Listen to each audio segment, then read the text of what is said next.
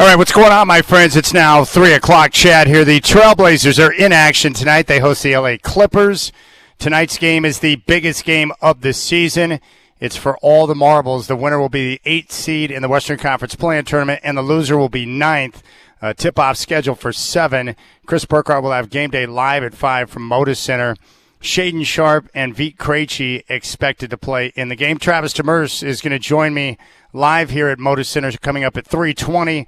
And then our Trailblazer insider, Sean Highkin from RoseGardenReport.com, will stop by at 4:20. Sunday is the season finale against the Sacramento Kings. The tip-off is scheduled for 5:30. Be a part of the playoff run. Be here, stand up. You can get your tickets now just by simply going to Trailblazers.com. Let's go ahead and check the Masters scoreboard right now. Second round, day 2. Your leader is Rory McIlroy. He is 8 under, 1 shot up on Patrick Reed.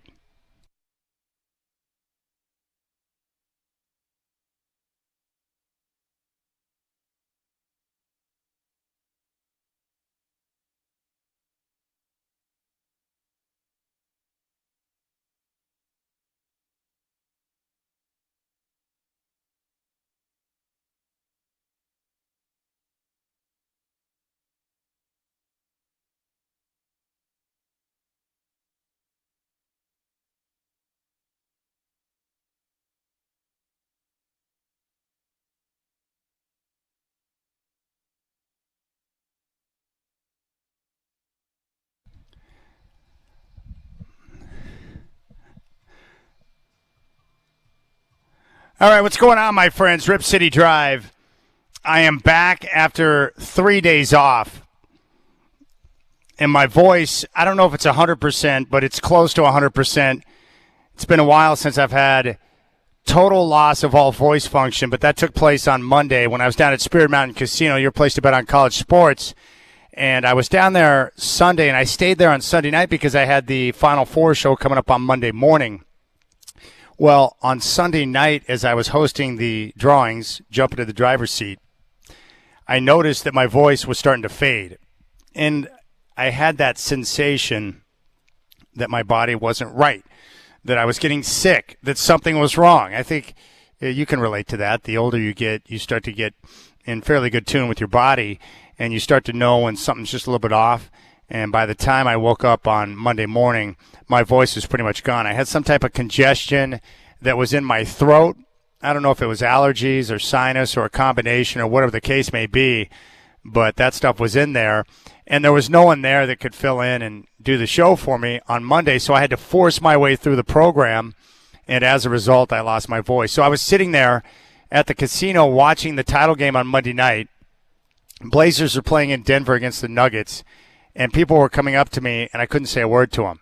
And I don't know sign language, so I was just fist bumping and head nodding and trying to explain that I don't have my voice. And so I took Monday evening off and then Tuesday, Wednesday, Thursday because I wanted to be ready to go for the game tonight. And everything played out on paper the way that we thought it would play out in regard to the Clippers and the Trailblazers, where Portland won the games that we expected them to win, and they lost the games in Denver and San Antonio we expected them to lose. And the same thing happened with the Clippers. And now what that means is I'm going to make this very simple for you tonight. There's not a chance. It's not a slight chance. It's 100%. Whoever wins tonight's game is going to be the 8th seed in the Western Conference play-in tournament. Whoever wins tonight, it's a winner-take-all basketball game here at Moda Center between the Trailblazers and Clippers. And I just hope that that red-faced freak of an owner, Steve Ballmer, is going to be here in person sitting courtside, hopefully next to Tom Dundon, watching the Clippers do what they always do in my lifetime, which is come up short in a moment, any moment, a big moment, a small moment. It doesn't matter. They're the Clippers. So hopefully Ballmer is going to be on hand to watch it. The Blazers and Clippers tonight is for the 8th seed. If Portland loses, they'll finish out the season Sunday against the Sacramento Kings, and then they'll play Wednesday and host the Golden State Warriors. If Portland wins tonight, they will finish out the regular season on Sunday, and then they'll be on the road Tuesday in Phoenix against the Suns.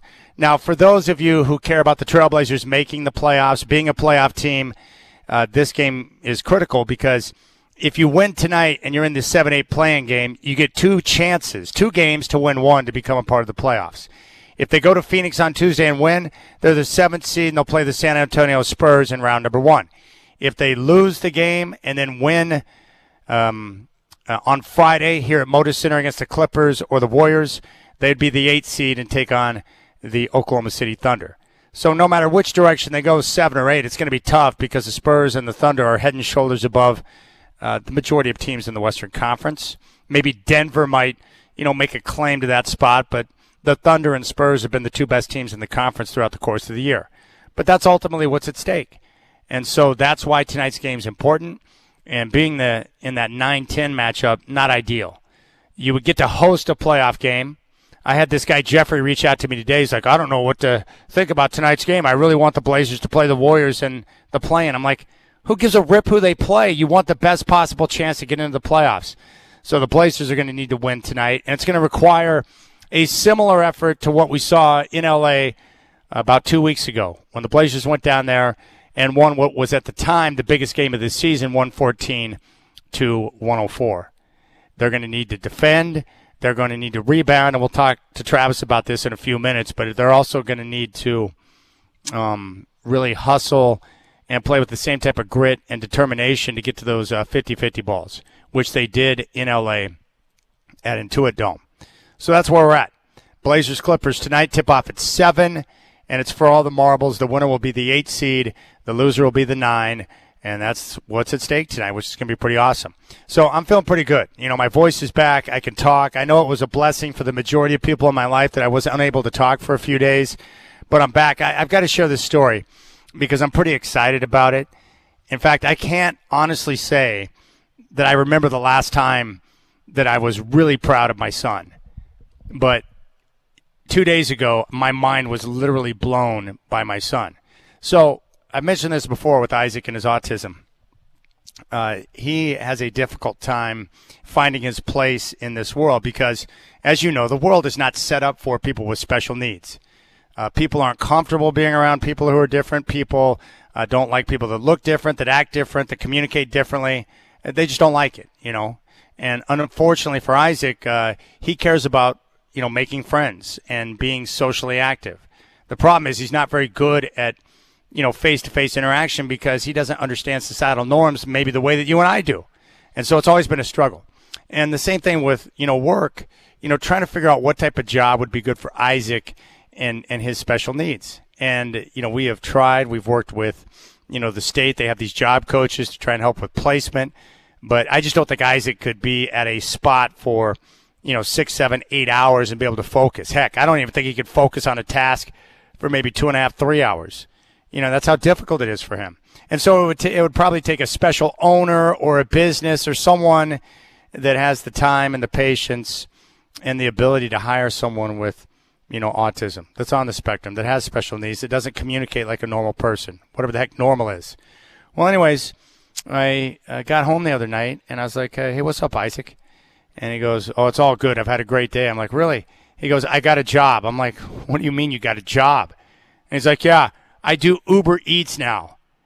And so Isaac, over the last almost 2 weeks now, has been riding his bike around North Vancouver, delivering food and beverage to people all over the place.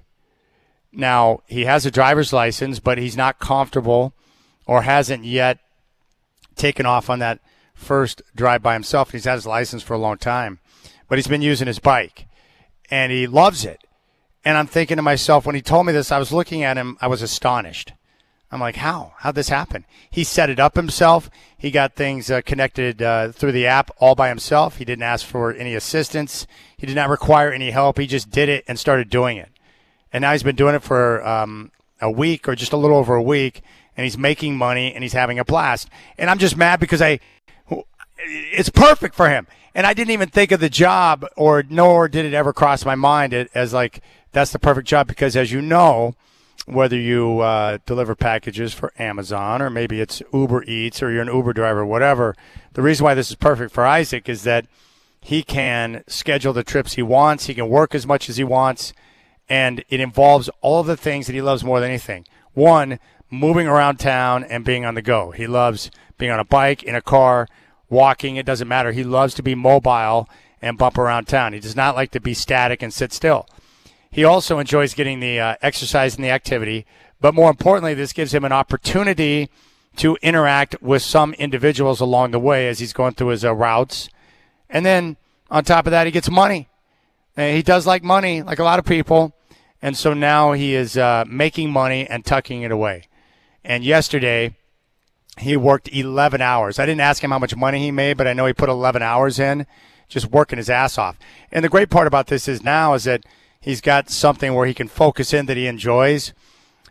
He's not spending a lot of time hanging out for too long at different coffee shops around town where, because of his inability to connect with people normally, he just makes people uncomfortable in those settings. And when he's hanging out at a particular spot for, 2, 3, 4 hours, then, customers sometimes will complain. So this has solved that. 11 hours yesterday. I know he's working today. I don't know how many hours he's put in so far, but I know he started yesterday at 7 a.m. And I guess the reason why I'm sharing this story is, one, because I was literally blown away. Two, if you are someone that has a child or a family member or a friend who is young, and has special needs, maybe on the spectrum like Isaac, well, all I could tell you is that when Isaac was 3 or 4 or 5 years old, I didn't think he would be capable of a fraction of all the different things that he does today. But the fact that he has a job and that he's making some scratch and that he's bumping around on his own with no direction, no help, and he's out there doing it himself, I never thought that was possible. And so now when I see what is possible, I'm like, dude, that's freaking awesome. So props to my man Isaac for getting his job. And maybe if you're lucky enough, my son will be delivering something to you in Southwest Washington sometime in the very near future. All right, here's what we got coming up on the show. We're going to break down this matchup tonight. I can't remember the last time I was this pumped up. I woke up basically popping rod at tonight's game because I was so excited about the Clippers and Blazers. It's nice to have a meaningful basketball game and one where everything is on the line. Think about what that's going to be like for the guys. Denny, Tumani, Scoot, Klingon, all the guys on the squad. Drew, everyone, they all get to play in a meaningful game tonight, which is awesome. And there's playoff positioning on the line, and everyone gets to take part in it. And I can't remember the last time I was this jacked up on a game of this magnitude. So it's something we get to celebrate. So Travis Demers is going to join me here in a few minutes, the voice of your Trailblazers. Sean Highkin is going to stop by at 4:20. You can reach out on the Rip City Radio text line at 88528. And if you want to make a phone call, 503-248-0620 is your telephone number. I do appreciate your time. Tip-off's coming up at 7 tonight, and Chris Burkhart will have Blazer Game Day starting at 5 o'clock. So hit me up on the text line, 88528, and get your ass down here to Moda Center tonight. Tickets are still available. Let's pack this place and make it a playoff atmosphere, which it will be. Go to trailblazers.com. Good tickets at a very reasonable price. I was just on Ticketmaster a while ago checking it out. You can be there, all right? Let's do this. 503-248-0620 is your telephone number. 503-248-0620. Travis Demers is coming up next. You got the Rip City Drive on your home of the Blazers, Rip City Radio 620.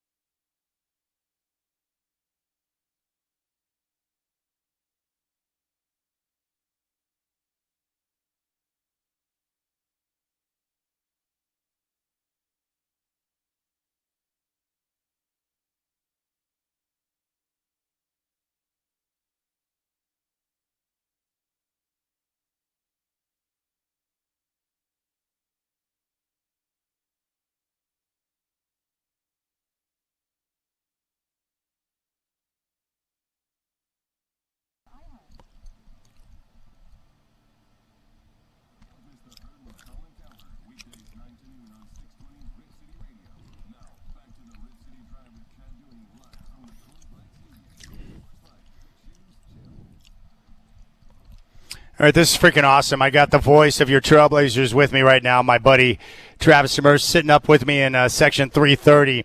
I got to tell you this story because I know you'll appreciate this. I had 2 nights ago, as I was trying to labor and manage through my days while I was waiting for my voice to come back, I walk in because I'd been out doing a couple of errands, and I see Isaac, and I'm like, what's up? And he goes, I'm doing well. I'm having a great day. I'm like, well, that's awesome. And I was like, what are you doing? He goes, I just got finished working. I'm like, what are you talking about working? You have a job? And he goes, yeah, I got a job last week. I'm like, well, what the heck are you doing? He goes, I'm doing Uber Eats. And then he proceeded to lay out how he's doing it, how long he's been doing it, how much money he's made so far. And the whole time, and it's not too often where I can say I look at my kids in complete amazement, but I was looking at Isaac as he's laying it all out for me, and I was astonished as a dad to see my son, who did not require any assistance on this. He set it up himself. He got the app all set up, and now he's utilizing his bike to deliver food and beverage all throughout Southwest Washington, right there in North Vancouver, Hazeldale, and some different areas. He's doing it on a bicycle? Yeah, he wants to do a bike. Now, he's got his license, and he's had it for a long time, but he still has not taken off on a voyage by himself yet. And the reason why is because he's like he's saving himself for his own car. Like, he does not want to go on a solo ride until he has his own rig. He doesn't want to do it in mine, grandpa's, mom's, anything. He wants to do it by himself, which is fine. But he's utilizing the bike, and now... Hey, as long as he knows that the car is the one, then it'll all work out. That's all that matters. But, dude, he worked 11 hours yesterday. And for the last, 4 years, I'm like, what the hell is he going to do for a job? And, I was racking my brain, and... He's worked with a job coach, and I'm like, he's never going to be able to find something where he can focus for 6, 7, 8 hours and be able to sit there and accomplish a task. But the idea of being a delivery guy never crossed my mind. And he doesn't have to deal with people. Exactly. So he didn't have to interview or anything like that? No, you can work as long as you want. Yeah. He doesn't have a boss. All he's got to do is make sure he gets the food to where it needs to be on time, and he knows how to do that. I'm just like, it's perfect for him. So I was like, it was a proud dad moment. Way to go, Isaac. Nice work. Yeah, it's all him. I had nothing to do with it. Mom had nothing to do with it. No one helped him with it. He just set it up himself, and I'm like, whoa. And he didn't tell you about it until after the fact, and he didn't working for a couple of days. That's what I love most about it. It's like he didn't run it by me. He's just like, I'm going to do that, and he set it up, and now he's doing that.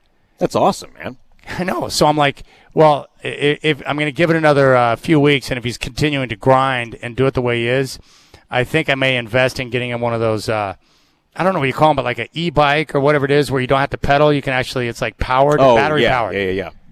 And if you get a good one where the battery could last him for multiple hours, then when he's going up some of those hills, he could just cruise right up it with the e-bike. That's brilliant. How brilliant is that? Yeah. And you've known Isaac since he was a little tot. Yeah, since he was pretty much born. Yeah. That's incredible, man. Yeah, it really is. I'm just like, wow, I haven't had a proud dad moment. Normally, I'm spending my time explaining why Isaac says or does the things that he does. Yeah. This is one of those moments where I was like, what is it, you got a job? I said, get out of here. I said, you're pulling my leg. And he goes, no, I'm dead serious. And he showed me the app and told me how long he worked the day before. And I think what he loves about it, too, is you get like the instant deposit into your e-wallet. Yeah. No, that's great. You get that immediate gratification. I'm like, wow. Good for him. Way to go. Well, dude, it is good to see you. You know, it's funny. You and I have been talking about playoff scenarios, play-in scenarios now for the last several months, and everything over the last couple of weeks played out the way that you and I thought it would on paper. And what's great about tonight is that it's a winner-take-all. Whoever wins tonight's game will be the 8th seed in the Western Conference playoffs. Whoever loses is going to be the 9th. Right. Now, so to your point, if the Blazers lose tonight, period, they are the 9th seed. Yes. They will host the Golden State Warriors on Wednesday night in the 9-10 game. If they win, they're not mathematically clinching the spot. They would have to beat the Kings on Sunday, which, look, anything could happen. But that's a game they probably should not lose. Or if they do, then the Clippers would have to lose to the Warriors on Sunday, which also probably is not going to happen. But essentially, your point is true. Whoever wins this game is going to be the 8th seed, and it dramatically changes everything, right? Because if you're the 8th seed, you've got 2 cracks at getting into the postseason. Yeah. And you're going to go on the road and play Phoenix on Tuesday night. If you win that game, guess what? You're the 7th seed. You get a couple of days off, and you go to San Antonio to play the Spurs. You lose that game. Now you come back home and play the winner of the Warriors and Clippers, and you might have to beat this team again a week from tonight. And you win. Now you go to Oklahoma City to play the Thunder. So if you think about it that way, Chad, you have the opportunity to either have a few days off and play the Spurs, or have to win 2 games and then go right to Oklahoma City and play the Thunder. There is a lot on the line in this game, not just to say, okay, we're the 8th seed. This is a really important situation in the long-term future of this franchise. Now, are there some good things that happen if the Blazers don't make the playoffs? Yeah, absolutely. They get to keep their first-round pick, which in this draft is going to be important. You're going to be in the lottery. Who knows what happens there?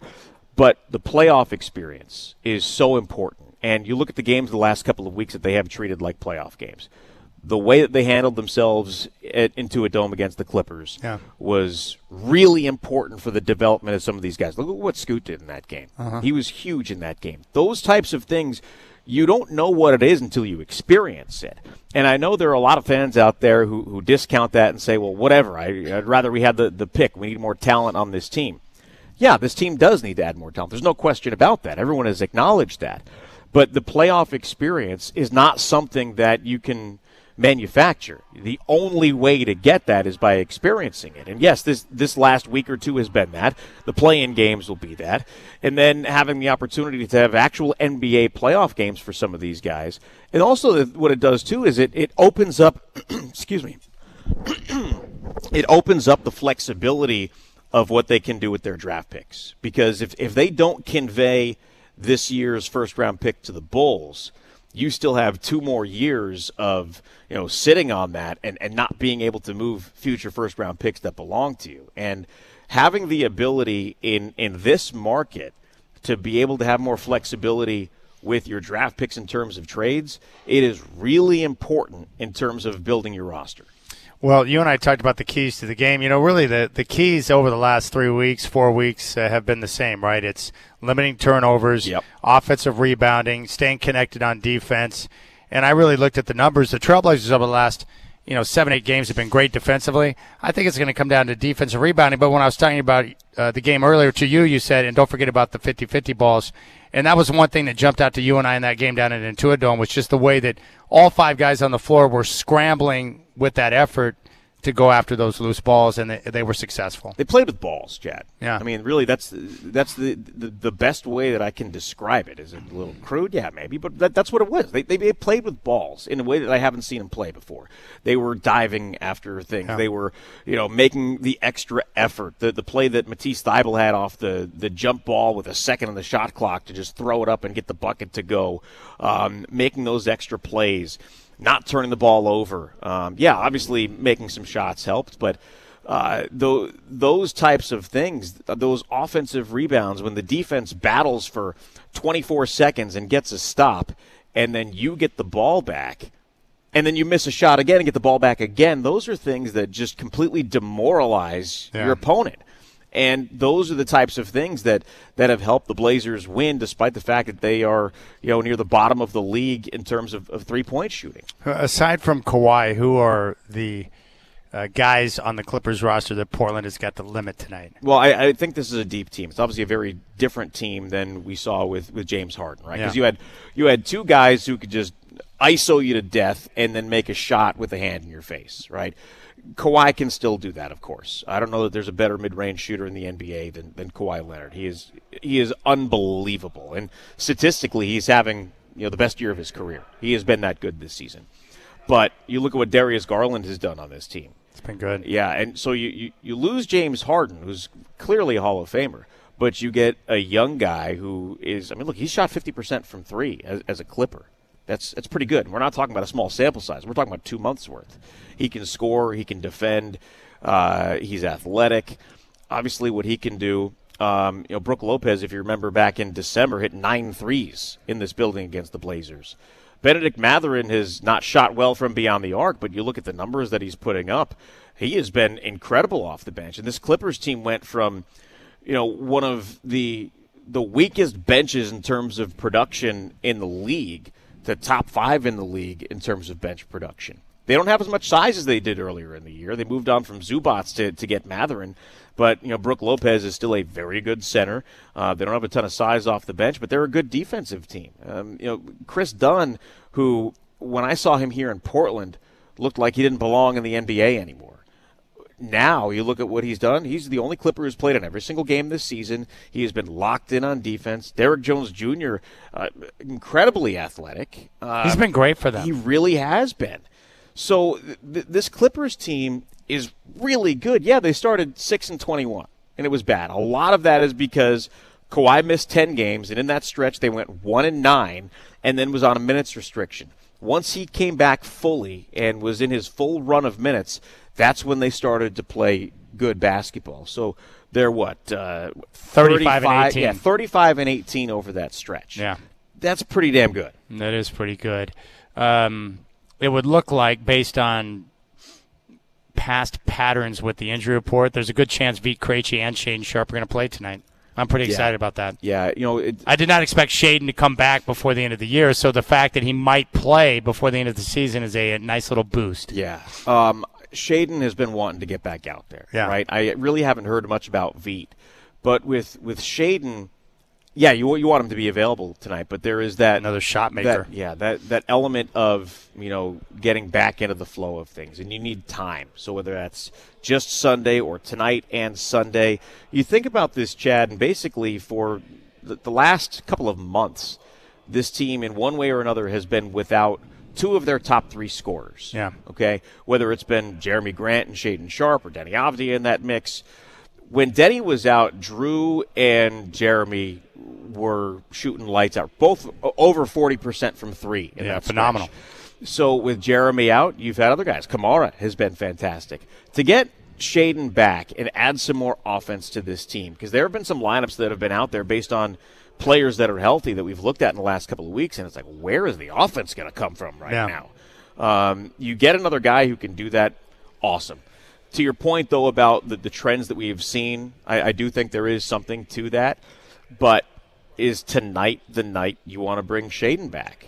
If he's available, yeah, you do. But at the same time, is there going to be rust? He hasn't played in over 2 months. February 6th was the last time that he played in the game. The middle of March was the last time Vit Krejci played in the game. So I think there are a lot of really tricky things. You've got to do whatever you got to do to win the game tonight. So we're going to see what was that number that Tom gave last time these two teams played? So maybe if you want a couple of numbers to follow, 3-point shooting for the Blazers probably going to need to be around, close to 40% for success rate tonight? 37%. And then turnovers fewer than 15? And I guess that would depend a lot on how many points are generated off the turnovers. Yeah, I don't think that the number of turnovers it's the points off of turnovers, because if you look at the game the other night against San Antonio, oh my God, there was a point where the Blazers had turned the Spurs over. I think they were +3 in turnovers, but like -9 in points off of turnovers. And where do those turnovers come from? They forced fast break situations. They were live ball turnovers. Where the Blazers were getting turnovers was by drawing offensive fouls. Well, when that happens, you're taking the ball out of bounds, and you're playing against a set defense. And those kinds of things matter instead of getting out in the fast break and pushing the tempo and forcing the defense to be on their heels. And guess what? Now you're fouling. The Spurs were 12 of 12 from the free throw line in the second quarter. The Blazers took 10 free throws in the game. So all of those things, it's a domino effect. Yeah. And when the Blazers are at their best, it's when their defense is forcing pressure and generating opportunities for the offense. Yeah. We saw a couple little stretches like that against the Spurs, like when they cut it to 4, right? In the second half, when they cut it to 4, and you're thinking, okay, we got a chance. But then things started to go the other way. They scored 7 quick points, back to 11, and they were playing catch-up all night. All right, I want to ask you about baseball real quick. Okay. I want to ask you about what you think about the automated system that the teams are able to utilize now for balls and strikes. I heard Dave Roberts the other day on Dan Patrick make the point that he loves it and thinks that they're still developing a strategy on how best to utilize it, but he thinks it's great because none of the umpires want to be embarrassed, so he thinks it's going to heighten their focus to make them better. I think it's been great. What's your takeaway on it so far? I think it is great, Chad. There have been a couple of times with umpires where they've left their microphones on and they didn't realize how bad the call was that they made. Yeah. So, yeah, I think you're right. I think it is keeping them honest a little bit. But, look, they're human. and some of them are terrible. We have seen some really, really bad umpiring this season in recent memory. So having that is really important, and it helps. And for 150 years, you just dealt with whatever the call was. In the technology world of today, having that ability, why not take advantage of it? I think there needs to be some kind of limit. I don't know exactly what the details are in the limits right now, but limit it to one pitch per player per at bat. Limit it to every player gets two or something in a game. Every pitcher gets 3 in an inning, whatever it is. But working through that, just like we saw with challenges in the NBA, when it first came up, you got one, period. Well, now it's you get one. If you win it, you get a second. Yeah. The NFL had some similar things like that. There are going to be tweaks. There are going to be adjustments. But I think having replay in this day and age when you have the ability to do that so easily, I love it. It's great. I guess the only time it's really kind of weird for me is, with that system, is when a pitch is changed from a ball to a strike or vice versa. We're talking about a centimeter, right, where the call is close, but because of the technology, it can change it. It's a little bit weird in that situation. But look at tennis. Look, right there on the line. Yeah, and again, just like in tennis, what I've heard and read from some thoughts that people are getting frustrated. Well, most of the ball was. It doesn't matter. The rule has always been if any part of the ball crosses the plate, it's a strike. Just like in tennis, if any part of the ball hits the line, it's in. So that rule has not changed. We're just seeing it enforced in a different way because maybe you're talking about one little stitch crossing the plate, and that counts as a strike. It does. All right. I know you got nothing to do. You want to hang out for a little bit longer? Sure. All right. The voice, Travis Demers, is with me, and we're going to hang out here at Section 330, getting ready for the biggest game of the year. Clippers, Blazers going to tip off at 7 o'clock. Still some tickets available, good seats. Go to trailblazers.com and get your ass down here because this is going to be a playoff atmosphere, and it's going to be awesome tonight. So jump on board. 88528 on the Rip City Radio text line. 503-248-0620 is your telephone number. Travis Demers is going to hang out, and we'll continue to talk about this game. And then coming up at 5, Chris Burkhardt will have Game Day Live from right here at – Did we drop? We dropped. No, we're there. Hey, Shaq, are you there? You going to start the music, bro? There it is. I looked up and it said enter, and I was like, oh, no, we dropped, but we did not. All right, little Rip City Drive reunion. Travis Demers is with me. We're live here at Motor Center. Blazers and Clippers tip off at 7 here on your home of the Blazers, Rip City Radio 620.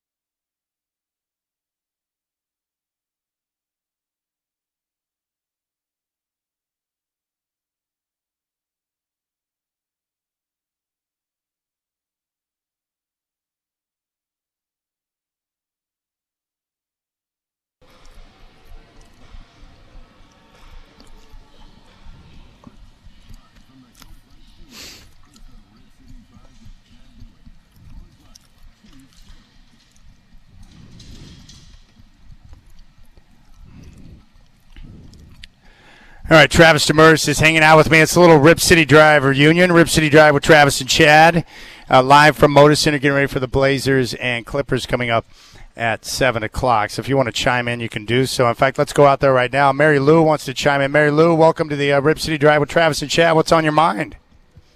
Oh, my goodness. I have hit like the double lottery jackpot. Two of my very favorites. I listened to Chad at least for the first part of Everyday Show. And Travis, I have to tell you, I have figured out how to sync my TV so that I can listen to your call while I'm watching the game. That's awesome. I am. But I'm not. Appreciate it. Thank you very much. I promise. Okay. But anyway, I am a fan. So I just wanted to let Chad, we talked last summer about the Moda Center and everything that could be happening, and so much has gone on since we had our, and I don't expect you to remember, we've only talked to thousands of people since then. But the coolest thing is that something is in motion right now, because I think both of us were worried that the Blazers were going to move out of town, and I thought that would have been a travesty, so I'm really happy that they aren't, that we're staying put, at least at this point, keeping my fingers and toes crossed. So anyway, it's very exciting, and can't wait for the game tonight. I'm just a wreck, just a wreck. Oh, it's a great game. You know what's great, though? Like those type of feelings that, Mary was describing right there, that she's a wreck. That's when you know a game is great, is when you're nervous to sit down and watch the game. Those are the moments we all love. Yeah, totally. And with that, I look at every play in those. Sorry, I didn't mean to cut you off there, Mary Lou, but when I'm calling the game, all of those little moments, like they have a little extra meaning. We haven't had a game like that here in a long time.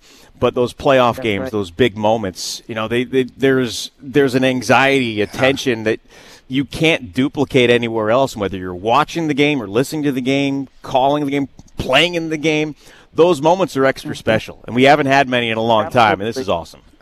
So, Mary, what you're trying to say is you have circus tummy right now. You got circus tummy. Oh, my God, I do. I drink 7-Up. Sad, isn't it? But it's a nice afternoon to be drinking 7-Up, too. So it's great. And, I have to tell you that you guys are very inspirational in my bigger picture world, too, because my kids encouraged me about a year or so ago, because I know a lot of trivia about basketball because it's been a part of my life. I was born in Indiana. What can I say, right? It's kind of a yeah, for sure. From mom. And anyway, a friend of mine and I have a podcast about basketball. We're called the OG Talkin' Ball. And we're on once a week, and I have just a blast doing it. But anyway, you guys are inspiring. No, it's great. That's really cool to hear. Thank you. Mary, you have to send me a text and send me a link to your podcast. I'd love to check it out. That's pretty awesome. In fact, I got a random stat that I came across the other night. I don't know if you know the answer to this because I guessed wrong. I guessed number 2, not number 1. Who is the all-time leader in assists for the Indiana Pacers? Oh, my God. Not Reggie, no, because he would have been the shooter, right? No. God, who is it? Tell me. Well, think about it. And, Mary, we appreciate you calling in. All right. I appreciate you guys taking my call, and I will send you the link, Chad, to the podcast. Yes. And I'll have to get your number. Send me the link. Send me the link. Send me the link. I want to see it. All right. Big thanks to Mary for chiming in. We appreciate that. Trav, who do you think the number 1 leader in assists is for the Pacers? All time? Yeah. Can you give me an era? Or would that make it too easy? Yeah. Yeah, you know the player. Well, yeah. I'm thinking, it's not. It's in our era. It's in our lifetime. Yeah, in our lifetimes. Oh, man. I guess Vern Fleming, and I was wrong. He was number 2. Before or after him? Maybe during him. Oh, man. It's Reggie. Is it Reggie? It's Reggie. I would not have guessed Reggie Miller, but it is. Maybe because he played so long. That was my thought. It's like Peter Vesey put that out there.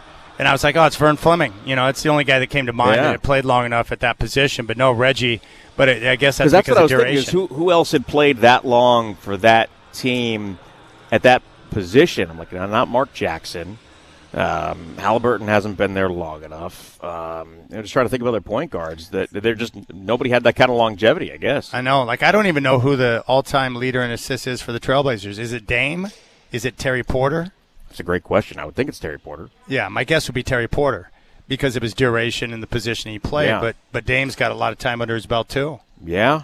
And we're averaging, 7-8 assists in his career? Yeah.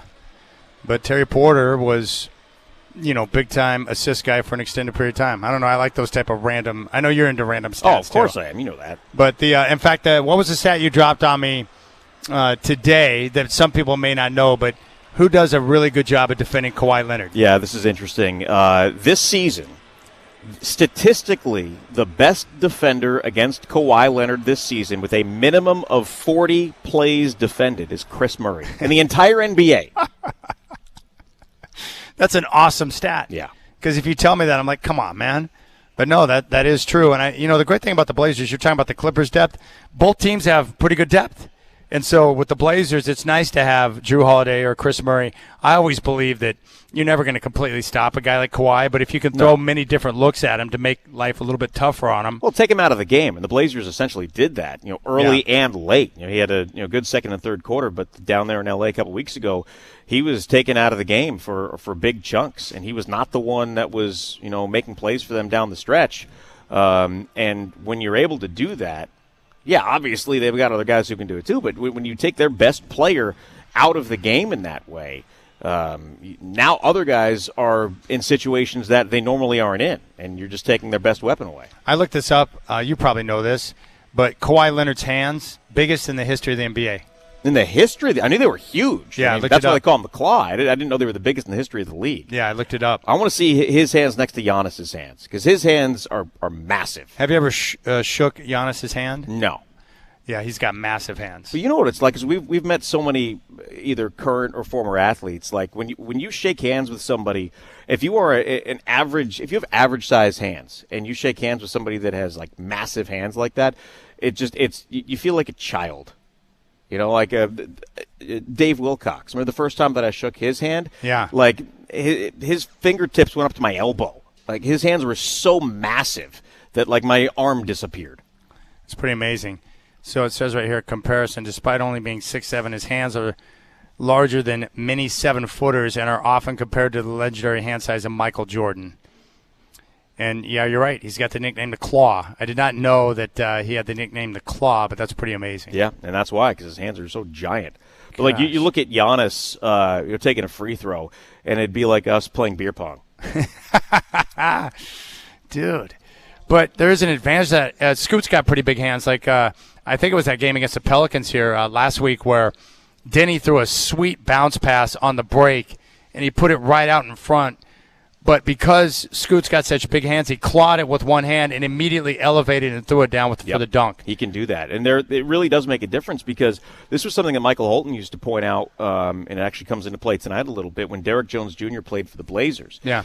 He can fly around. But how many times did he go up for a dunk and the ball would slip out of his hands? Because he has smaller hands. Yeah. So he certainly has the athleticism and the wingspan, and he can jump out of the gym.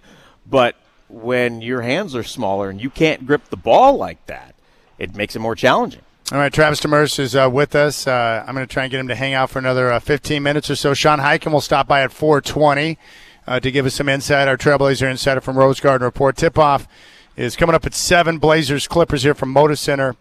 And Chris Burkhardt will have Game Day Live starting at 5 here on your home of the Blazers, Rip City Radio 620.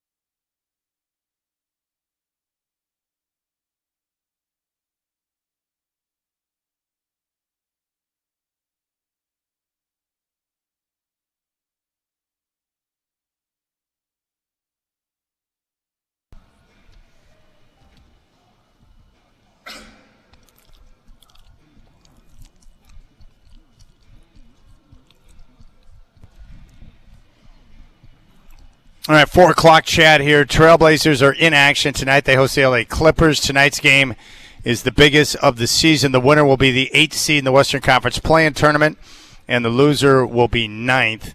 Tip-off is scheduled for 7. Chris Burkhardt's got game day coming up live at 5 here from Moda Center. Travis Demers and Mike Holden will have the call on your home of the Blazers, Rip City Radio 620. Travis Demers is hanging out with me right now on the show.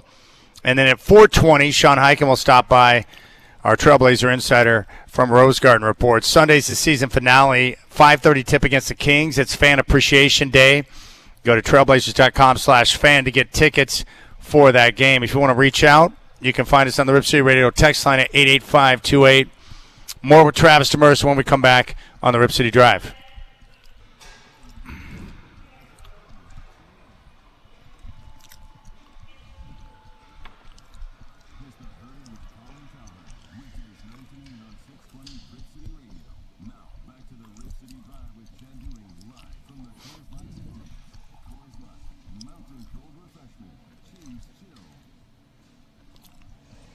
All right, Sean Highkin coming up in 20 minutes. Travis Demers is hanging out with me. Rip City Drive with Travis and Chad reunion right now. Of all the different things that we've seen this year, what's been the most pleasing to you? Denny Avdia's development into a star, Klingen's ridiculous play in year number 2, the young guys like Caleb Love and Sidi Sissoko, really elevating their game to help the team to a rough patch when they had so many injuries. Like, of all the different things that have happened, what's been the most pleasing to you? Man, I think all of those things have been great, Chad. But, you think about this from an organization perspective, right? Yeah, you can point out so many things on the roster with players and a bunch of things with coaches that the reason why this was impressive. Obviously, Denny. Obviously, Donovan Clingan. I am absolutely certain that Scoot Henderson is going to be a very important, reliable player for this team for a very long time. He hasn't had a lot of games this year, but you know this. I've been, as confident in Scoot as anybody has that is not a player or coach or anybody in that organization. So I am encouraged by a lot of those things. But if you think about it from the broader scope, we've talked about this a number of times, on the game broadcasts, considering what this team had to deal with in the first week of the regular season. And actually it starts even before that, because we found out on media day that Scoot tore his hamstring. And considering all that we had heard about him leading up, that this was going to be a great year for him, that he was going to miss some time. We didn't know it was going to be 50-plus games, but it started then. And then you have everything that happened with the coaching staff in the first week of the season. And Tiago Splitter has to take over in a situation that's not he was expecting, right? That's not what he was planning on. And they had to deal with that. And then you have the third most games lost to injury in the NBA. And I know we talk about injuries and, everyone has to deal with injuries. Yeah, but how many teams could lose and be missing an average of 5 rotation players per game over the course of an entire season? Go 30-plus games without having a single point guard available. Yeah. And for a big chunk of the season, be missing 2 of your 3 leading scorers in some form or another, and still be in the ballpark of where a lot of people expected them to be if they were fully healthy. Yeah. And better than some people expected them to be. Certainly, you look at the over-under in Vegas. What was it, 34.5? 34.5. All of those things considered, and the Blazers passed that a couple of weeks ago. So I think what has encouraged me most is that organizationally they have taken a step. And all of the things that you mentioned are certainly part of that. Yeah. But to be in this position, a lot of people have to do their jobs. And look, man, I know that fans are frustrated with some of the little things, right? The turnovers, it's been brutal this year. Easily. And it's not even close that they have been the worst team in the league in terms of turnovers. Not even close. Yeah, I get it. The shooting, that'll obviously change next year when Dame is back. Little things here and there, out of bounds plays at the end of games, nitpicking things, but those are all things that a coach and a coaching staff learns and grows with. So I think there are some things that are absolutely worth nitpicking. Yeah. But at the same time, the fact that you are nitpicking means you've gotten through some of those other things, and we're not talking about losing 30 games by 20 or more points this year. Yeah, it was also nice, too. I think a lot of fans feel the same way. But, after last week, you have the press conference introducing the Rip City Rising ownership group. It's like everything is settled now. We have a team that's young and improving on the right arc. We've got direction now at the very top. Like, this is a very good place, and we know that the team is – not going anywhere anytime soon. So I think it's a very good time in Rip City based on what's coming in the future. Well, to have that stability, Chad, how many times over the last, 8 years since Paul Allen passed away in October of 2018, how many times have you heard, they're probably going to move now, right? How many times have you heard that? Or, what's going to happen with this franchise when they're sold, who they're going to be sold to. All of this stuff was just unknowns. And we didn't know if it was going to be good, if it was going to be bad, if it was going to be somewhere in the middle. Now we know at least the public direction that the team is going in. And there is an owner and an ownership group of this franchise. And, an owner and an ownership group who will settle for nothing less than success. And Tom Dundon has said he has unrealistic expectations. Good. Yeah, that's what you want. As a fan of a franchise, you want an owner who has unrealistic expectations of success and then to hold people accountable for it. No question about it, man. I'm looking at the standings right now. If the playoffs started today, we get some pretty good matchups. Right now you get, in the first round, Denver, the 3 seed, taking on Minnesota. Love it. Lakers and Rockets in the 4-5 matchup. Go Houston. And then in the play-in tournament, Clippers would go to Phoenix to take on the Suns. And the Blazers would host the Warriors. Like, those are all very good games, matchups I want to see. Yeah, 100%. And you look at most of those teams, with the exception of the Lakers, who are not healthy right now, and it's kind of a disaster there. The Thunder are healthy. The Spurs are healthy. Wemby's going to be just fine by the time the playoffs run around. Denver, with the exception of Peyton Watson, who I think people around here don't realize how good of a role player he is. They are incredibly healthy. You're right. And you talk to anyone in Denver, they'll talk about the importance of Peyton Watson to that squad. Yeah. What has he got, like a hammy? I forget exactly what it is, but he's got an injury that's going to keep him out. I know it's a soft tissue injury. But those teams are essentially healthy. And then you look at the East. Look how bunched up it is between 5 and 9 in the East. You have 5 teams that could either be out of the play-in or in the play-in. The only team that's locked into the play-in right now is Miami, and I think it's two games separate I think it's number 5 or 6 and 9. 2 games separate those teams. Yeah, and only 4 games separate the Raptors, who are 5th, all the way down to Miami, who is 10th. Yeah. So you're going to get some great matchups. And I've been enjoying watching some of these young teams. Charlotte's been a lot of fun to watch this year. Yeah, they're like 34-8 or something crazy like that. It's insane. And even Toronto overperforming this year compared to what I thought they would be. It's been impressive. They just got back-to-back home wins over Miami. So it's setting up. I would say the only team that's been disappointing to me in the East is that I think the Knicks have underachieved based on what I thought they would be going into the season. And with the clear path with Indiana out, we thought Boston without Tatum would struggle a bit, and now you look at the top of the East, you got Detroit, Boston, and then the Knicks. Yeah, it's funny looking at the Knicks because they got a big win last night over the Celtics, and that 3. I was listening to the radio broadcast last night, and Tyler Murray and Monica McNutt do a great job with the Knicks radio broadcast, and when Hart hit that 3. They were talking about how he had been a reluctant three-point shooter all night, even though he's shooting 40% for the year. That was the only criticism of him here in Portland, was that he could be a reluctant three-point shooter. Yeah. And it's interesting because everything else he does is just instinctual. Yeah. He's so good at it. But when it comes to taking threes, he can still be that kind of reluctant guy. And, the Knicks have been disappointed with Karl Anthony Towns. Jalen Brunson has been great this year. They've made some moves. I thought Alvarado was a big pickup for them defensively. Yeah. But I don't think they're a realistic contender to come out of the East, and if they do, I don't think they're a realistic contender to win an NBA championship. I'm looking at Boston right now. To me, I think they're the best team in the Eastern Conference. Detroit is very good. Obviously, they're physical. They just got Cade Cunningham back, even though he's clearly not quite 100%, but. I think Boston is the team that comes out of the East. They sure look like it right now. What an impressive job by Mazzulla to be able to get that team in that position without Jason Tatum for most of the year. I was slow to come around on him, but I would vote Jokic MVP. I would too. I absolutely would too. And I've heard the arguments that, well, if you took Jokic off of Denver, where would they be? Versus if you took Shai Gilgeous-Alexander off of the Thunder, where would he be? I don't think that's fair. I don't think that's fair to penalize SGA because his supporting cast is better. Yeah. But I think Jokic has had a better year. I mean, you think about it, he's averaging a triple-double. As a center. He leads the NBA in assists as a center. He leads the NBA in rebounds. He's top 10 in the league in scoring.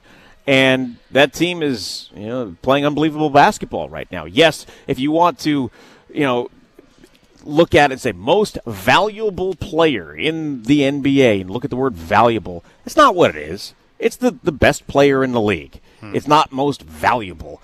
The literal definition of it, Jokic is more valuable to Denver than SGA is to the Thunder.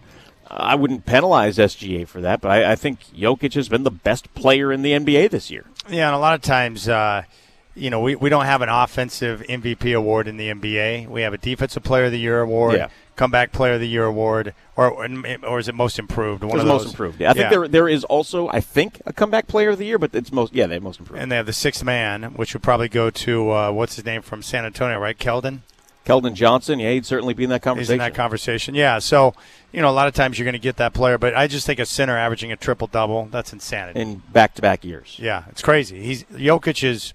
He is a unique player, and he reminds me a lot of some of the guys I grew up watching. He's got elements of Larry Bird to his game. I like his vision and his passing, but I just like unselfish players. Like he's willing to make the right play to set up his teammate, and he would be fun to play with. He doesn't look like he's trying, and he doesn't look like he cares. That's part. He looks like he just wants to go home and be with his horses. Yeah, there's no question about it.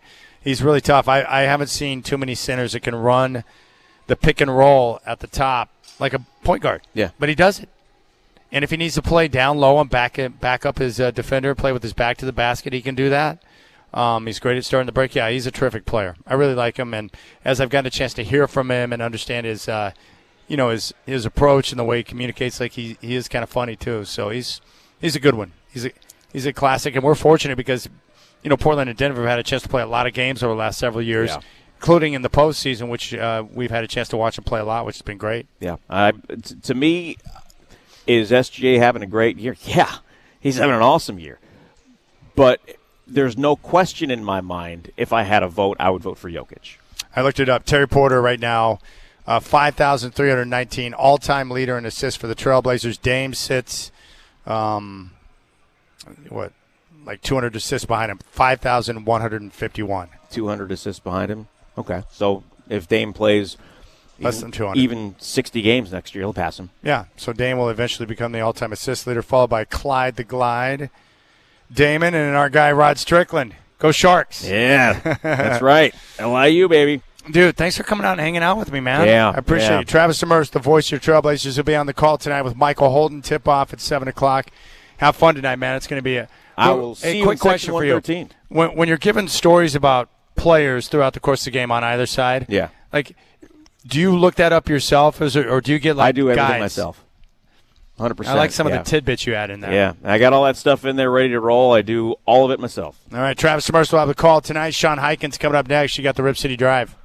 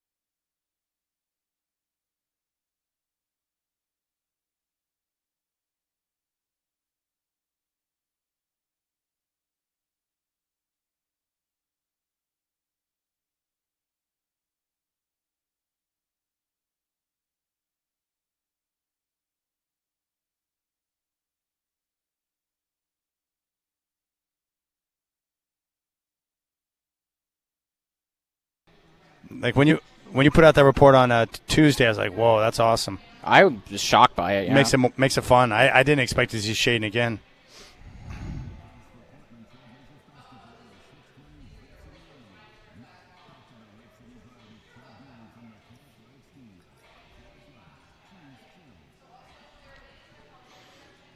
All right, this is awesome. I'm joined now by our Trailblazer insider from Rose Garden Report, Sean Hike. And you know what's cool? I actually woke up this morning excited to come to the arena because when you have a game of this magnitude in this town, you understand it, and all the Blazer fans understand it. There's a different buzz in the air because you're playing a big-time basketball game, and this one's very simple tonight. The winner will move on to become the 8th seed in the play-in tournament. The loser will be the 9th. And obviously, if you're the 8th seed, you have a much better chance to make the postseason. But most importantly for me, I'm just excited for the young guys on the roster getting a chance to playing a very big-time, meaningful game. This is the most, from a purely on-court standpoint, this is the most consequential game that the franchise has had since 2021, the last time they were in the playoffs. Yeah. But from an atmosphere and excitement standpoint, you have to even go back to the Western Conference Finals run in 2019 because you have to remember the last 2 years they made the playoffs. 2020, they were in the bubble in Orlando. There were obviously no fans. And 21, the last time they were in there when they lost to Denver, we were still kind of coming out of COVID, and like where they were only selling half the building, and so it wasn't nearly the same kind of like playoff vibe from a Moda Center crowd that you're used to. This is the first time, and especially not just this game, but also the next couple of weeks, whatever whether it's a play-in game or they win the 7-8 game and make the playoffs and they get 2 actual home playoff games, whatever the case may be. You're going to be seeing an actual full capacity, full, atmosphere Moda Center playoff crowd for the first time in 7 years. Yeah, that's pretty awesome. These two teams very similar in terms of they're both capable of great things, but yet we've seen both of them, lag off at times. So I'm anxious to see how it plays out tonight. And I loved your report on Tuesday. I saw your tweet come out with the upgrade of both Veet and Shaedon before the Spurs game. I got to be honest with you, I did not expect to see Shaedon again this year, so to know that he's probably going to play tonight, like that blew me away. But I'm happy for him that he gets a chance to be back and be a part of this. I was shocked when I saw that. I just assumed because when they originally ruled him out, it was 4 to 6 weeks. Yeah. And 6 weeks would have been like right around now. Yeah. And I just assumed, because you go this whole season, when any of these guys have had these calf injuries like he had, especially when you add the stress reaction on top of it, we think about how much time Jeremy Grant missed, how much time Drew Holiday missed, and the fact that Shaedon's already dealt with calf stuff earlier this year. I just assumed they were just going to be extra conservative with it, like they have been for these calf injuries the whole season. And so I just assumed that, if he's cleared to play at the 6-week mark, there would still have to be another week of ramp up, and then maybe, so it was like, okay, maybe he'll be ready for the actual play-in game, but maybe not. I was stunned when I saw that. And then tonight he's officially listed as questionable, which you would think usually will mean that Tiago will tell us for sure in about an hour. But yeah. I would think he'll play. I would think he's going to be on a minutes restriction like guys usually are when they come back from these injuries. So we'll see how that gets managed and how much he's able to do and how comfortable he looks. But he's a guy that if they are, whether they finish 8th or 9th, and whether they have to win 2 games to get out of the play-in or 1 game, he's going to be somebody that they're going to need in order to do that if they want to do that. And so having him have these last 2 games, tonight and then Sunday against Sacramento, to get ramped up, plus 1 or 2 or 3 days or however long it is that between the last game of the season, the play-in game, for him to get back comfortable, maybe that minutes limit can be bumped up a little bit or lifted a little bit, and that's going to be good. Yeah, and as just simple basketball, he's one of the guys on the team that's best at being able to create his own shot. So when he's on the floor, he can be a bucket getter for you, which is great, and that helps tremendously with Jeremy Grant not in the mix right now. I mean, they've had since Jeremy went out and since Shaedon's been out, they haven't had their second and third leading scorers in the lineups as they've been trying to, navigate this play-in race. It's like, And I mean, fortunately for them, like there's been some other stuff that's happened. Like Denny Avdia over the last couple of weeks, I think has looked as good as he has since the back injury stuff started. He looks healthy. He looks like the Denny Avdia that played at an all-star level and was named an all-star earlier in the season, and not the guy that's been kind of a shell of himself the last couple of months. He looks a lot more like the peak version of himself the last couple of weeks. And then also just the way that Toumani Camara's offense and his shot has come around the last couple of weeks, that's been a huge boost to fill in the gaps there too. What's your read on all the stuff that's floating around? How do you think the Blazers are looking at their head coaching position right now? I think, you heard what Tom Dundon said at the press conference, which is that Tiago's done a really good job, and we'll see where this goes because they have this opportunity. The way I read that was, if the Blazers actually make the playoffs, then I think Tiago probably has a pretty good chance at keeping his job. And if not, then maybe they look to go in another direction. The way where I land on it is, whether they decide to keep Tiago or not, this franchise has not had a real coaching search since 2012 when they hired Terry Stotts. Like the Chauncey Billups, that was like the fakest coaching search of all time. Neil was only ever going to hire Chauncey. That was never, like anybody else that was a finalist for it, that was not actually a thing. Chauncey was the guy from the beginning. Yeah. So they haven't had a coaching search in 14 years. I don't think it's the worst idea in the world to have a coaching search and interview candidates and see what's out there and see, what different visions are. But I absolutely think that Tiago has earned the right to be at or near the front of the line of guys that get consideration, considering the amount of adversity that they've had this season with both, the Chauncey situation and how he got thrust into the job on the second day of the season, and the amount of injuries that they had with all of that stuff going on. They're going to be 500 in the play-in. I think Tiago, whether they ultimately decide to keep him or go with somebody else, I think he's earned the right to at least sit down directly with Tom Dundon and say, this is what I learned this year as my first year as a head coach. This is what I think I could have done better. This is what I would change if I kept the job, and actually make that case and get real consideration. Yeah, and to further your point, the reason why a coaching search is important, or at least the way it's always been explained to me, when you go out and you get a chance to cast a wide net and you bring all these different guys in to interview for the position, one, you can learn a lot about how people from the outside see your team and the way things function, but also you might come across someone that blows you away and you realize, wow, this person is actually the right person for the job. And you end up making a hire that you wouldn't have thought of before you went through a wide net with the coaching search, which is great. That, or, you maybe you decide to keep Tiago, and then somebody you interview blows you away, and you're like, we should get them as an assistant, and just add the staff that way. It's never a bad idea to talk to more coaching candidates, and it's never a bad idea for an owner or a GM to have those contacts and have those relationships. Do you think it's best for the team to miss the playoffs and keep the draft pick, or to make the playoffs and have that pick conveyed to Chicago? For the franchise long term, I think you would probably say have the lottery pick. And is that because this draft is considered deep? Yes. Okay. I think, and I'm not the biggest college basketball guy in the world. I don't really have a lot of opinions about the players in this draft outside of the top 2 or 3 guys that everybody knows, like Devansa, Peterson, Boozer, whatever. So I'm not the guy with strong takes on who I think they should target in the draft, and we also don't know where they're going to pick yet. But I think these guys are not. They had a really good season considering all the circumstances, and they're going to be a 500 team in the play-in, which is significantly better than they've been the last few years. They are not good enough yet to not be able to add, to not want to have the opportunity to add more, young talent, especially in a draft class this deep, at a price where you're going to have them under team control for several years beyond that. I think it would.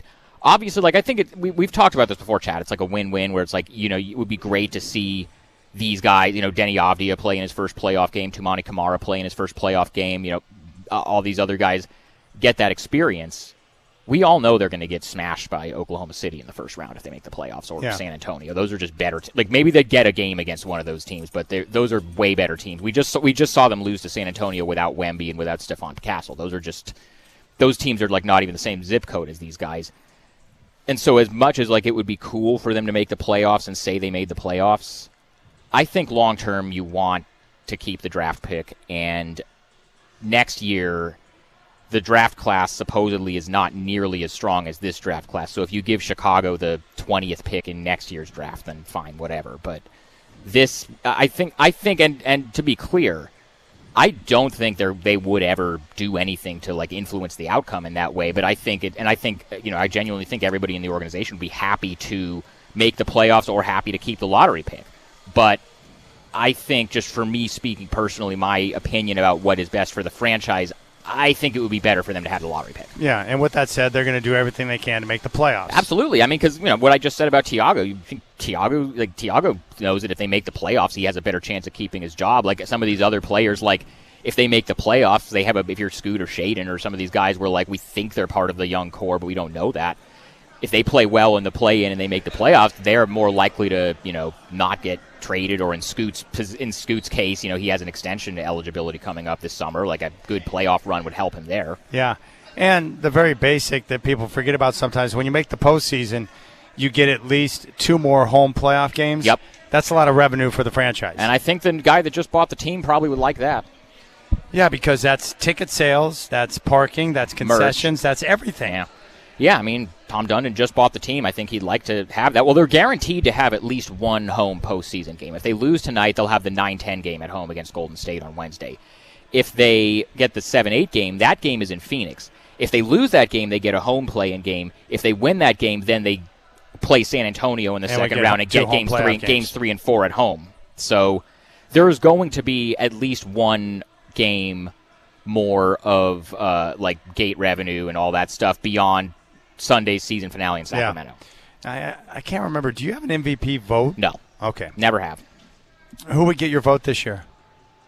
Probably Shea, but if there's one guy that I think there's like a real case for besides him, I think it's probably Wemby. Yeah. I mean, Jokic is like a strong number 3. I think like those 3 are like above everybody else in the field. But I would probably go Shea 1, Wemby 2, Jokic 3. Wemby's defense is so groundbreaking. I've never seen anyone quite like him. Yeah, it's you watch him, and it's like back in the day when when we were a kid, you would like play NBA Live or 2K or whatever, and you would create a player and you'd make them 7'9", and you just like turn. He's that guy. You just like turn all the sliders up to 100, and it's like they basically that guy like actually exists now. It's unbelievable. Yeah, it is. He's one of those players where every once in a while, like when I saw MJ for the first time, I'm like, I haven't seen that. And then you see someone like Shaq with his size and strength. I'm like, I haven't seen that. And now I'm looking at Wemby. I'm like, I've never seen anything quite like him. A guy at that size with that length who can handle the rock the way he does. It's absurd. It's like the basketball equivalent of like if you're watching baseball and you're watching Shohei Ohtani. It's like we've literally never seen somebody that can do this stuff. Yeah. I would say that game last Saturday morning, the Denver-San Antonio game. Yeah, that was the best game of the season. It's the best game of the season. I've watched a lot of basketball. That game was thrilling. And I thought the Jokic fadeaway over Wemby in overtime was sensational. Yeah, he had a shot blocked like 5 or 6 times. He's like, forget it. I'm just going to go fade away and go up high with the rainbow. And he did. Yeah. The ridiculous shot. Yeah. And Wemby, he's great. I love watching it. But, the player that keeps jumping out at me, there's a few of them. But Aaron Gordon has really developed into a fine player. I mean, he's a terrific player, but the way he's changed his game over the course of time, he can defend, he's physical, but the way he's been able to add the three-point shot and become a big-time shot maker is very impressive to me. The other guy I think you have to bring up with Denver, and this is somebody that we've had questions about, and he's had some injury stuff, and he signed a big extension, and we didn't know if it was a good idea because he'd had all those injuries, but the season that Jamal Murray is having this year, he finally made the All-Star team for the first time, and it's like this is... This is like the guy that everybody kind of always thought he would be, and he's finally turning into it. He's great. He looks great. The two-man game with him and Jokic is phenomenal.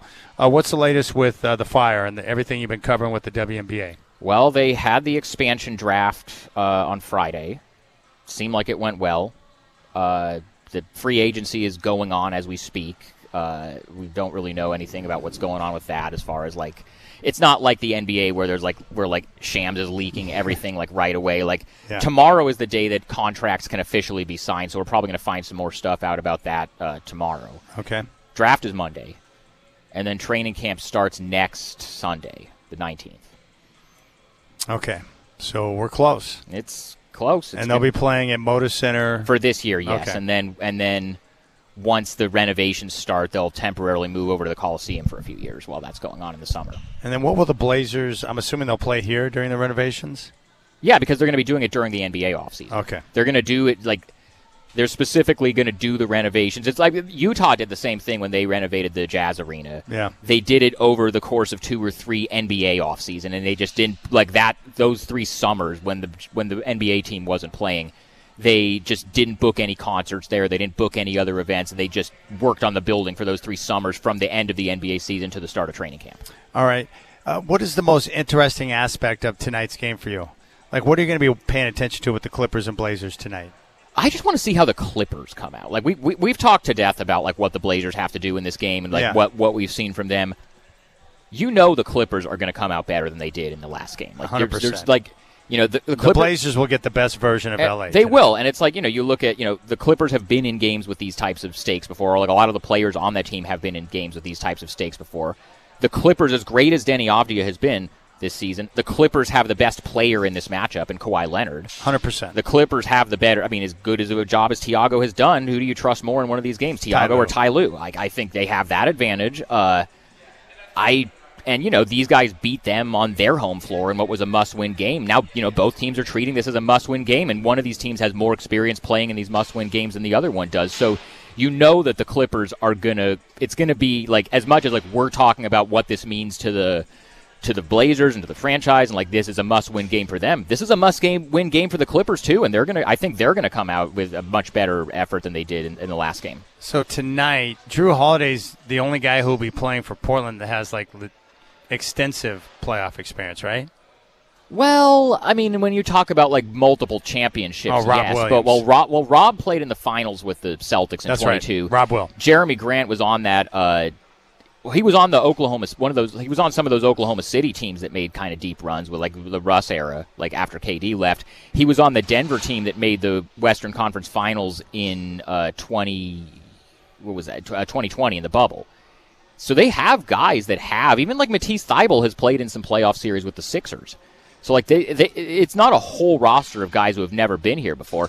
If you want to extrapolate it out, it's obviously not like to the same level of intensity, but Donovan Clingan won back-to-back national championships at UConn, which is about the biggest stage that there is in basketball outside of the NBA. That's true.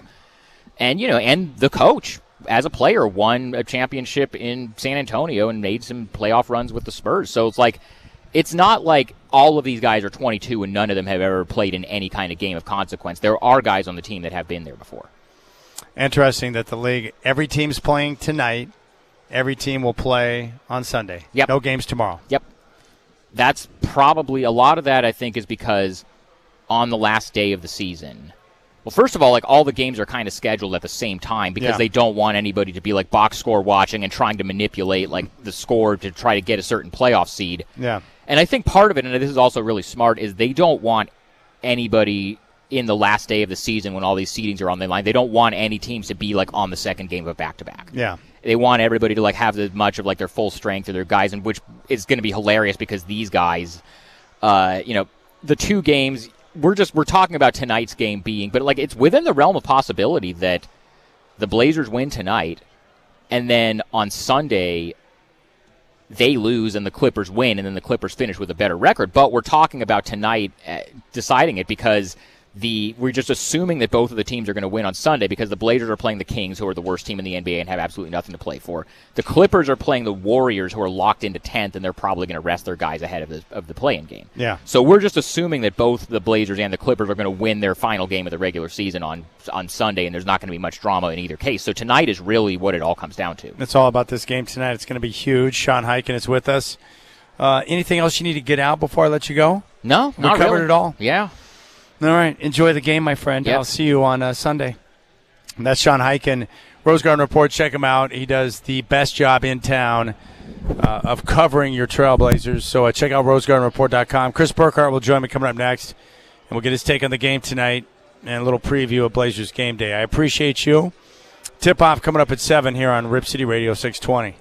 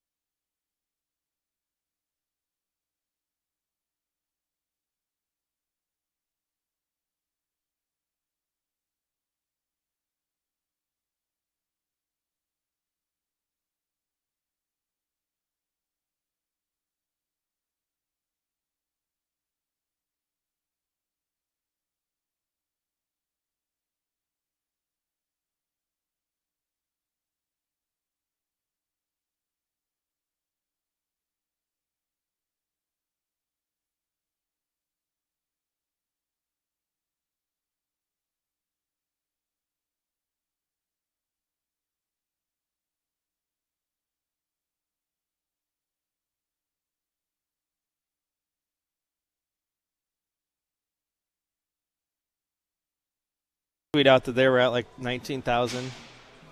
Like that makes me hard.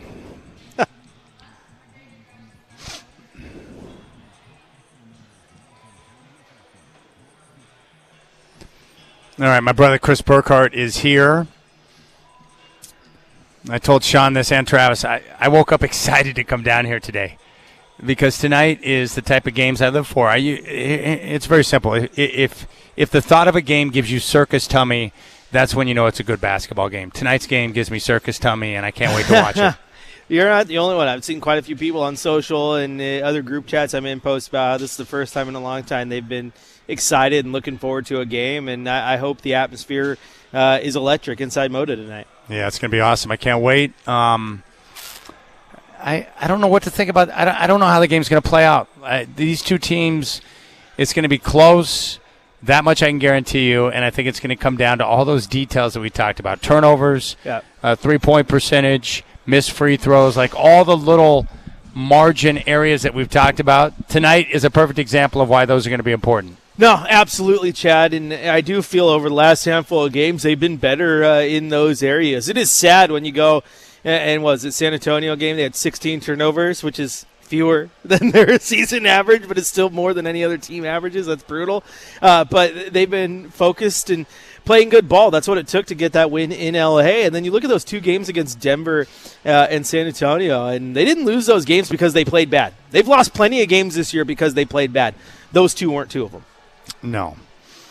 Well, I live for these type of games. I can't wait to watch it. And the one thing I'm excited about, too, is that the Clippers will give you a much better effort than what we saw a week and a half ago down in L.A. They're going to come out ready to go. They've got a lot of experience. They've got the best player on the floor in Kawhi Leonard. They've got a very good head coach.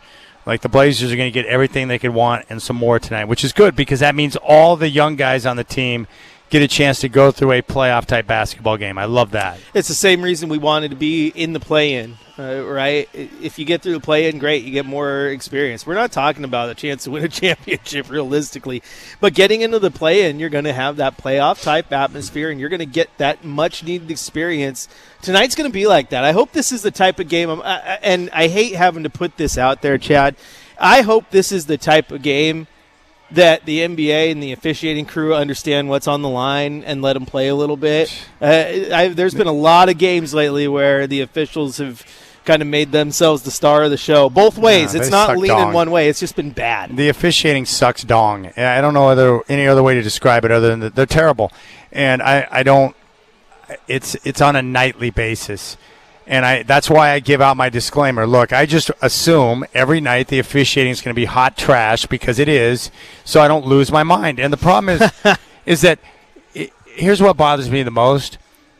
It's the wild inconsistencies night to night in every game based on which crew is officiating the game. It drives me bonkers. It's like, come on, man, be better. They can't be better. They're terrible. It's night to night. It's all over the place. Rob Will and Tamani Kamara getting fouled out of that Denver game was garbage. That Denver game was nasty. Like that was just Tamani Kamara battling for a rebound, and they call a foul on that, and then they don't call Nikola Jokic for trying to rip Robert Williams' arm off. That was pretty weird. It's like, come on, man, what are we doing? I just don't understand what they're seeing sometimes. But, again, it won't be good tonight either. So, no, it won't be good. There'll be some mind-numbingly bad calls in this game, and the Blazers are just going to have to, like the Clippers, overcome the officiating, which will be lackluster. Yeah, and so that's not the challenge of the game, it's the focus. You got to understand that you got to be able to weather those little storms and don't get frustrated, don't get thrown off kilter. Understand that the Clippers are a team that they're gonna come back. Like if you get a lead, they're gonna try to come back. They tried to in that win that you got in LA. And you look at what happened to Denver, you were able to hold that game for the most part. You weathered every single run they had until that third going into the fourth quarter where they took the game from you. And then in San Antonio, it's like you just couldn't answer their runs, and they really kind of played with their food, so to speak. So understand that that's kind of how this game can be. Don't let it get that way. Go out and play 4 quarters of great basketball, and use the home crowd to your advantage. How great was that Hops ballpark, man? You were out there on Tuesday. I was out there on Tuesday. Phenomenal. Unbelievable. It was great. I've been to plenty of minor league ballparks, and most of them AAA ballparks. I've seen around the country when I was traveling, and that's up there with some of the best ballparks I've seen. It's an absolute gem, and it feels like Ron Tonkin Field was always nice, but it never felt to me like I was in a minor league ballpark. It just felt like I was in a very nice baseball facility. Yeah. I feel like I'm in a minor league park at that new Hops building, and it's absolutely gorgeous. I was blown away. Yeah, seriously. And the attention to detail. I had talked to Seth and Kale before I went out there, and they both mentioned the detail. What I love about it is when you walk in, Burkhart, you know you're in the Northwest. You have no doubt that it's the Hops facility, but the detail on the club area, on the field, the surroundings, the pictures, the wallpaper, like everything about it, like that's a place where you want to go hang out. Yeah, it's nice because you're in the Hops ballpark. Like Ron Tonkin Field, it was the city of Hillsborough connected to the Hillsborough football field, Hillsborough Stadium there, and you just know there was Hops decor, but you just didn't feel like you were in a Hops ballpark. It feels like that now. That turf's absolutely phenomenal. The sight lines are great, and as I was talking to Kale Wambacher about it, I love the orientation to the freeway, because seeing the cars moving, it just feels like something's going on at all times. As dumb as it sounds, just feels like there's a little life there. Yeah, it was awesome. I love it, man. Big thanks to John Sekanic for hanging out. I didn't realize he was going to do the whole show with you, man, but that's the type of guy he is. He's like, I can stay around if you want me to. I'm like, you can stay around as long as you want, and I'm glad he did. It ended up being so much easier to do 3 hours of radio to chat with him, and he loves baseball, as do I, and it was a rare chance to talk baseball for 3 hours, man. It was wonderful. He's great. Tony in Portland chimes in and says, I think I just heard Sucks Dong for the first time on air. Thank you for that. Well, when you're talking about the NBA officiating, it's really hard to come up with. You got to get graphic in your description. I'm serious, dude. Like that Denver game, I'm just like, whatever, man. You guys are so bad. You're going to foul Tamani out and Rob Will on plays where they didn't foul him. You're going to make those calls that change. Those type of calls can determine the outcome of a game, for flipping crying out loud. Hey, if the Blazers keep progressing and getting better, they'll eventually be the team that gets those calls. All right. Blazer Game Day is coming up next with Chris Burkhart, and then tip-off 7 o'clock tonight. Travis and Mike will have the call. I appreciate all of you. Thank you for your time. Enjoy Game Day coming up next with Chris Burkhart. Have a good show, brother. Thank you. All right. Hey, happy Friday, my friends. Happy Friday. And remember, tonight's game is everything. The Blazers win. They'll be the 8th seed in the Western Conference Play-In Tournament. If the Clippers win, they're the 8th. All the marbles on the line coming up tonight at 7 o'clock.